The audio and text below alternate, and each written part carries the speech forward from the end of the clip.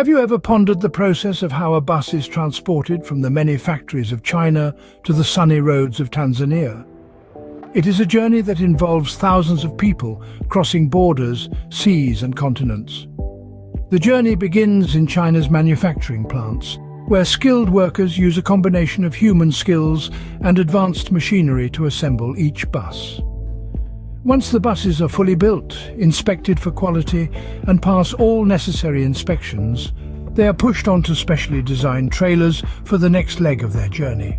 The second step involves transporting these buses to the nearest port.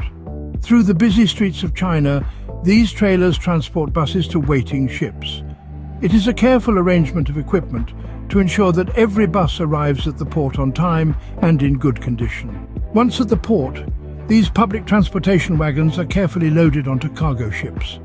This process is delicate with precision and time. Each bus is taken to the ship, then secured to prevent any movement during the cruise. The third step is to see these cargo ships crossing the vast area of the Pacific Ocean, the Indian Ocean, and finally anchoring at the port of Tanzania.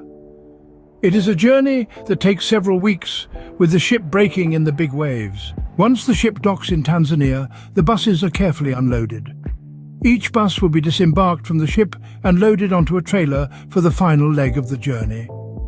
This involves transporting buses to the end, where passengers will board these buses to see the beautiful scenery of Tanzania. In summary, a bus trip from China to Tanzania is a multi-step process that involves careful planning and planning.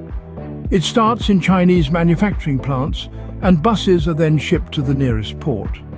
From there, they are loaded onto cargo ships and transported by sea to Tanzania.